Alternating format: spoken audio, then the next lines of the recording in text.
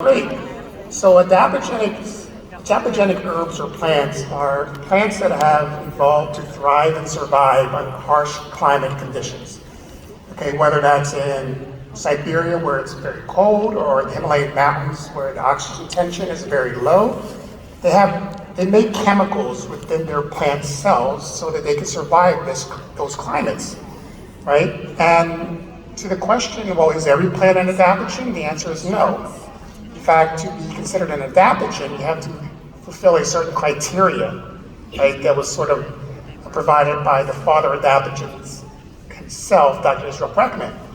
And the criteria include things like you have to be very non-toxic, okay, which is nice. You have to protect the system against stressors. So those stressors could be chemical, environmental, and if it's humans or animals, mental, psychological.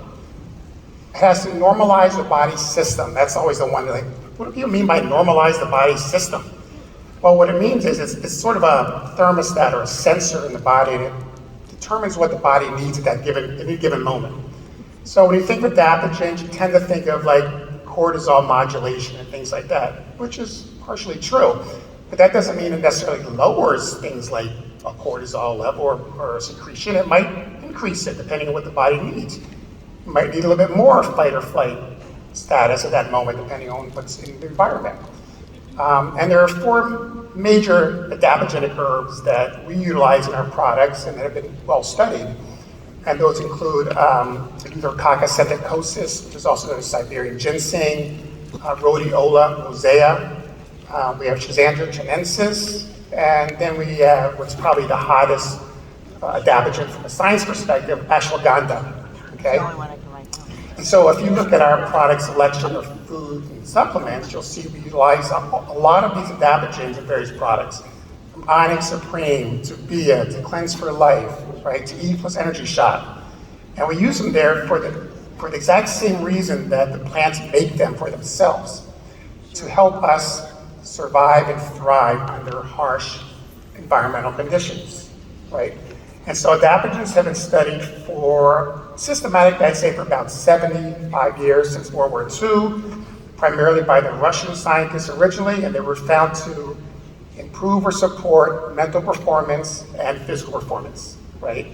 And then for those of you who may not be aware, go to isogenicshealth.net, the blog site that Lindsay coordinates and controls. And by the way, we still have a post-NYKO price for subscribing to isogenicshealth.net, free. So there's no excuse to subscribe to it. But at the blog site, there's a wonderful video of Jim Coover talking about his relationship with adaptogenic herbs and how and why he brought the adaptogens to isogenics, and probably to the Western world in some ways. I mean, Jim was really ahead of. Thank you, Jim. Yeah. Thank you, Jim. This is even before isogenics.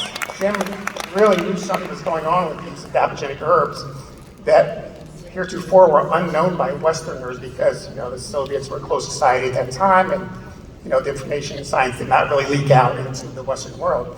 So he discovered the benefits of these adaptogenic herbs, utilize them, incorporate them in our products, and there is some really good science behind them, especially in areas that we really can't talk about for compliance reasons, but you can Google and see what's going on with these herbs. But they're wonderful compounds, and isogenics, like intermittent fasting, was at the head of the line with this stuff. So just another example of why isogenics are leaders, not followers, and why I kind of left my world of academia to come to isogenics. Nice. Leaders, not followers, people. That's a good one. That's a good one. As